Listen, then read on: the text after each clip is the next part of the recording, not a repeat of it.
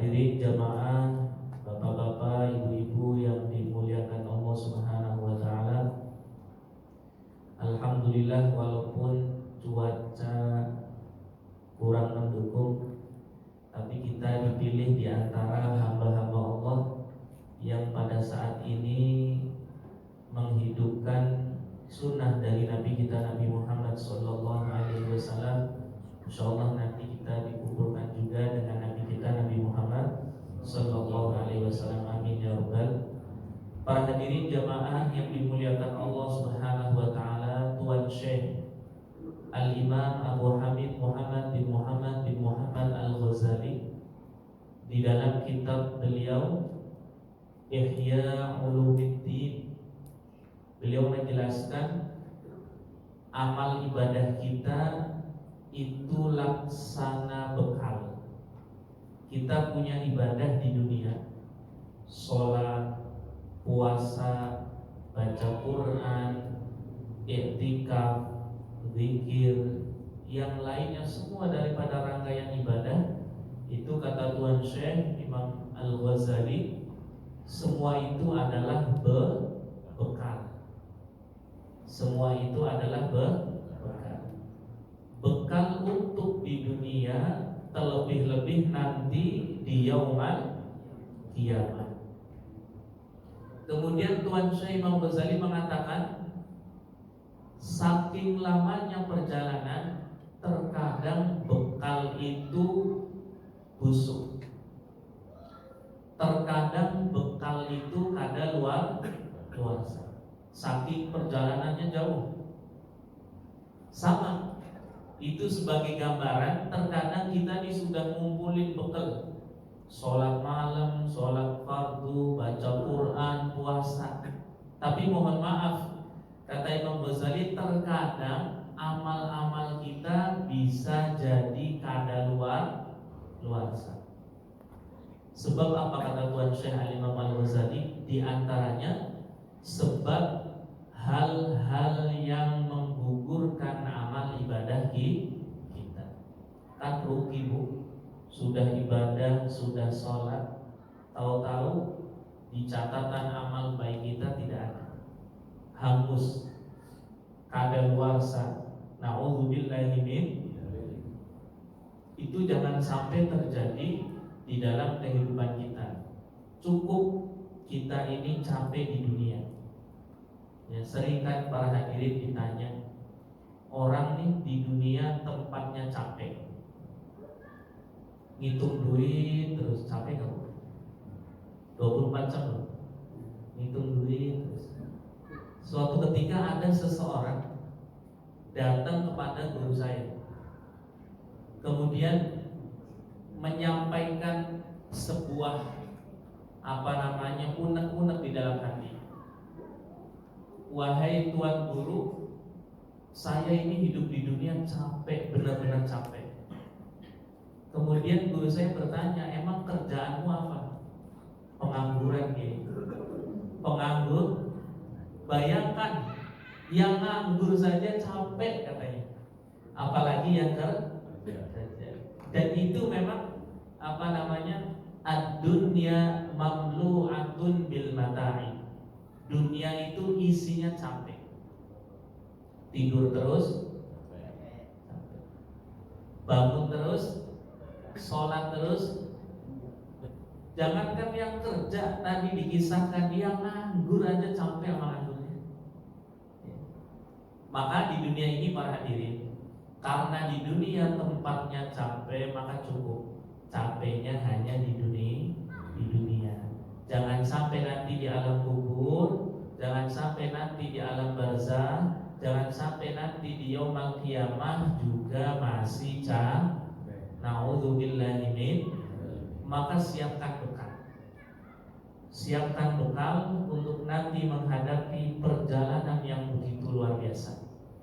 Nanti ada alam barzah, kemudian nanti ada padang mahsyar, kemudian juga nanti ada hisab, ada mizan, kemudian ada melewati sirat, kemudian baru nanti ada yang dimasukkan ke dalam surga, dan ada juga naudzubillah yang dimasukkan hadirin jamaah yang dimuliakan Allah Subhanahu wa taala, jadi perlu kita ketahui beberapa hal yang akan menggugurkan amal ibadah kita. Di sini disebutkan sittatu asya'a tuhbitul amal. Ada 6 perkara yang bisa menggugurkan amal ibadah kita. Ini harus diingat-ingat nih. Para hadirin, bapak-bapak, ibu-ibu, harus diingat-ingat. Jangan sampai kita sudah capek-capek ibadah tapi tidak ada hasil. Naudzubillah. Yang pertama, al-ishtighalu bi'uyubil khalqi. Terlalu sibuk ngurusin aib orang. Terlalu sibuk ngurusin aib orang.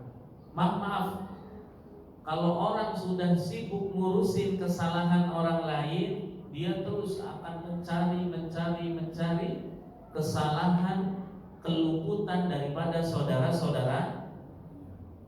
Kenapa di sini disebutkan pertama yang menggugurkan amal ibadah kita adalah gosip, mencari kesalahan orang lain. Sebab di dalam hadis yang sahih disebutkan ada seseorang yang nanti di hari kiamat rugi. Maaf Bu, kalau kita jualan pengennya untung apa rugi? Pengennya jangan sampai dah rugi. Itu kita di dunia aja nggak mau rugi, apalagi nanti di akhir. Tapi Nabi sebutkan ada seseorang, dia muslim, nanti di akhirat menjadi orang yang rugi, bahkan bangkrut. Apakah mereka yang tidak sholat? Bukan. Bahkan kata Nabi, mereka datang dengan membawa pahala sholat. Mereka datang dengan membawa pahala puasa. Mereka datang dengan membawa pahala zakat. Mereka datang dengan membawa pahala ini, pahala itu, pahala. Wah, begitu banyak pahala. Akan tetapi kata Nabi SAW, dia selalu mencari kesalahan orang.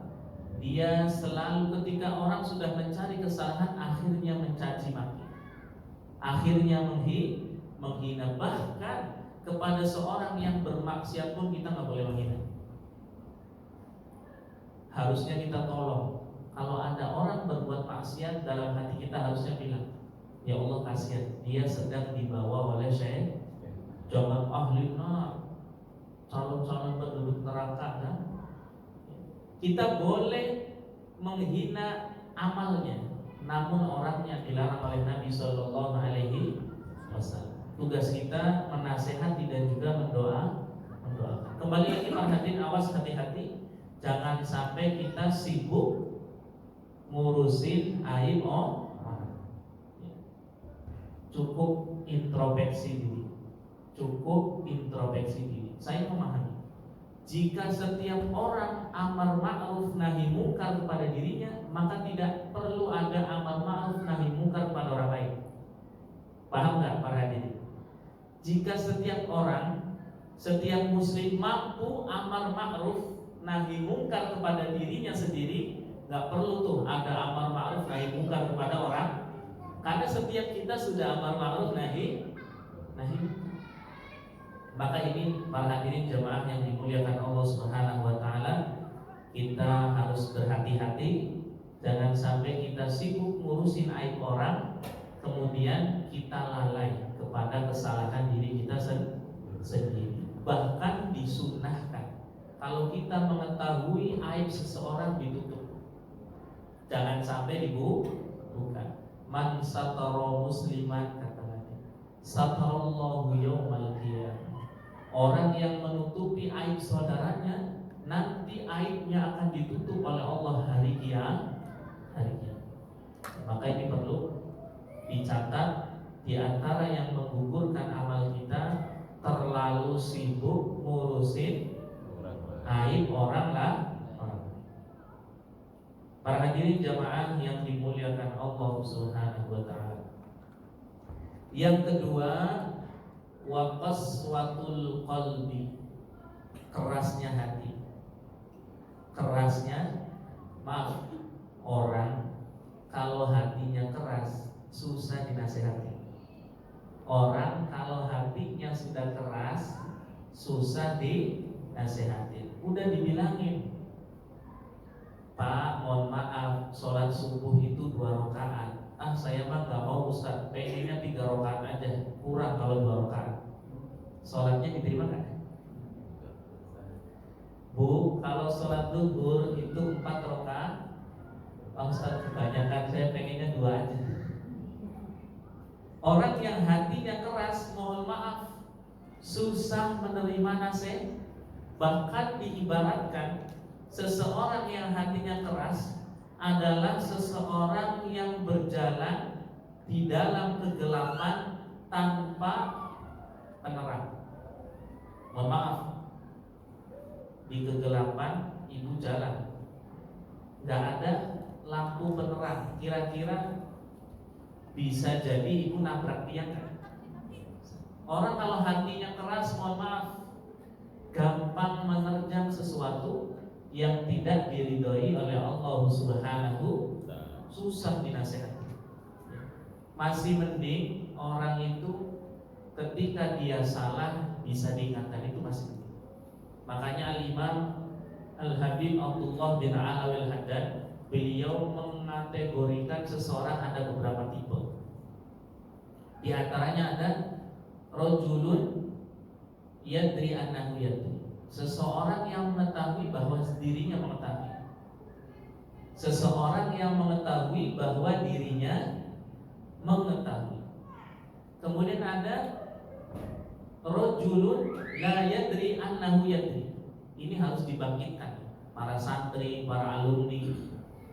Jadi ada seseorang yang tidak tahu kalau dia itu berilmu, sehingga ilmunya gak amalkan. Padahal dia punya poten. Wah, ini harus dibangun, ini harus dikasih semangat, harus didorong. Ahlan wa sahlan Pak RT. Pak RT, selamat. Jadi ada seseorang yang tidak tahu kalau dirinya berilmu, maka itu harus didorong. Ayo anak-anak muda, alumni pesantren, yang disuruh menghidupkan rumah Allah Subhanahu wa ta'ala.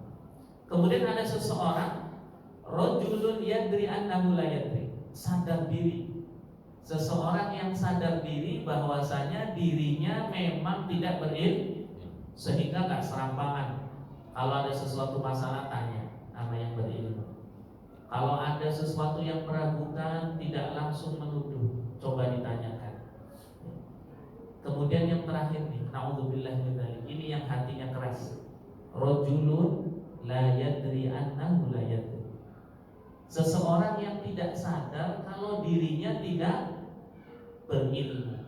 Seseorang yang tidak sadar kalau dirinya tidak, wah ini bahaya. Kalau dia sadar enak Pak dinasehati, tapi kalau dia nggak sadar kalau dirinya bodoh, mohon maaf, itu kita mau nasehatin, mau ngingetin berapa kali pun tidak akan masuk. Ini sudah masuk tadi, hatinya keras, sehingga ketika hati keras dinasehatin tidak mau, maka amal ibadahnya bisa gugur. Naudzubillahi min. Tiru para sahabat Nabi Sallallahu Alaihi Wasallam. Ya, saya pernah menceritakan ada sahabat Nabi, beliau sholat, setelah sholat assalamualaikum warahmatullah, kata Nabi, irji fasholli fa innaka lam tusalli. Wahai sahabatku, ulangi sholatmu, sesungguhnya kamu belum sholat. Selesai sholat, Nabi mengatakan ulangi sholatmu, sesungguhnya kamu belum. Sahabat ini bangun lagi, langsung sholat lagi Pak. Selesai sholat lagi assalamualaikum, Nabi ingetin lagi, irji fasholli fa innaka, ulangi sholatmu, sesungguhnya kamu belum sholat. Sampai 3 kali Nabi katakan irji fasholli fa innaka lam tusalli. Kemudian setelah sholat yang ketiga, sahabat ini nanya. Bahkan kata ulama, seandainya sahabat tersebut tidak bertanya kepada Nabi, Nabi akan suruh mengulang itu orang mungkin sampai hari kiamat. Untung dia sadar, dia mau bertanya kepada Nabi, ya Rasulullah, saya tidak bisa sholat kecuali sholat yang seperti ini. Nah, kemudian Nabi memberi nasihat, jika engkau sholat kemudian rukuknya yang tenang, jangan buru-buru. Kata Nabi disuruh apa? Tuma'ni. Kalau kamu sujud jangan seperti ayam matuk makanan. Ya, ketika sujud harus tuma'ni. Akhirnya dia ulangi sholatnya, kemudian takbir, rukuknya tuma'ina, sujudnya tuma'ina, kemudian sholatnya dibenarkan oleh Nabi Shallallahu Alaihi Wasallam. Tapi kalau orang yang hatinya keras, bilangnya gini, ente siapa nasihatin aneh? Makanya mohon maaf, mari kita menjadi pelajaran di dalam pertemuan kali ini. Jangan sampai hati kita menjadi hati yang keras. Kebalikan daripada hati yang keras adalah hati yang lembut. Ya, semoga kita semua diberikan oleh Allah hati-hati yang lembut. Hati yang lembut adalah hati yang selamat, yang nanti dipanggil oleh Allah, yang nanti akan bermanfaat di sisi Allah. Kata Allah, yauma la yanfa'u malu wala banun illa man atallaha biqalbin salim. Nanti hari kiamat, mohon maaf, ya, harta tidak bermanfaat. Anak kita yang kita banggakan tidak bermanfaat, kecuali mereka yang datang membawa hati yang selam, membawa hati yang bukan hati yang